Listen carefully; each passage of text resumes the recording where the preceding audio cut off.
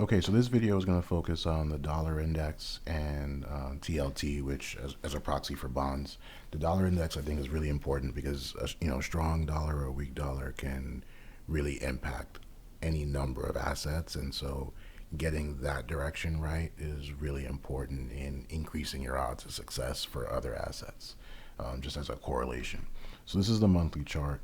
This is looking at the 3 year cycle, which would be approximately 36 months. Cycles are never exact, and so you wouldn't expect every cycle to be exactly 36 months. Although you can see, going back to like 1989, there definitely have been cycles that have been exactly 36 months, like this one here.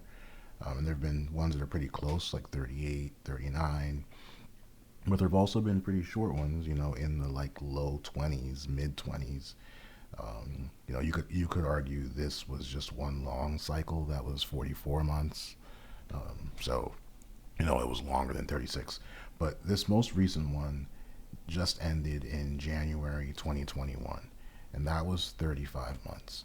And the important thing to think about for a cycle again is the advancing phase versus the declining phase. So when does the declining phase start, right?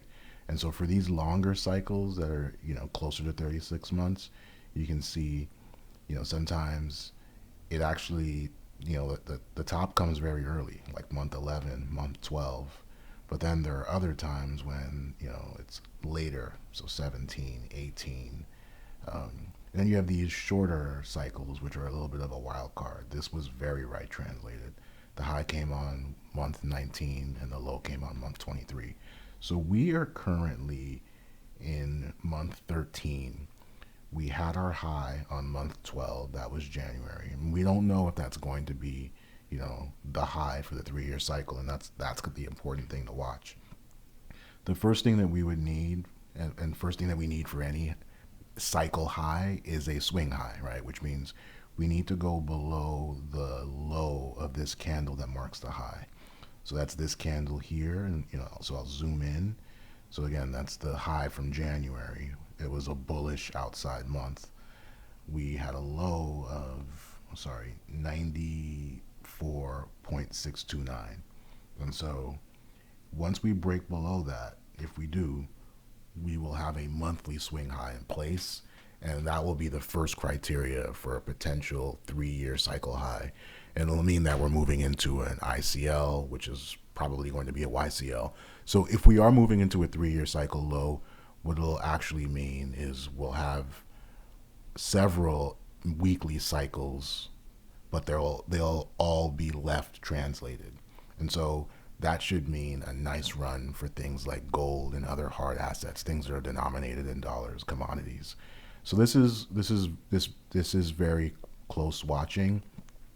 But the other scenario is that we still have months away before the 3 year cycle high, and so maybe we have a high sometime in the fall, like month 18, 20, and so that could mean pressure on those assets in that same vein. So an important thing to keep an eye on. And as we think about the daily cycle, this has been pretty rough for gold so far. So we had our high on day 10. Friday was day 15. We had 5 days of pretty rough down days. I would think that the cycle is going to end.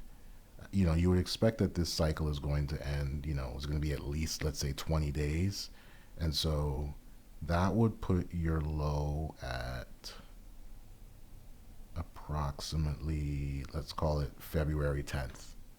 If the cycle goes at least 20 days. So it seems like we probably have a few more days of downside. We may get a little bit more of a bounce here, and then maybe a rollover. And then we'll quickly switch over to TLT.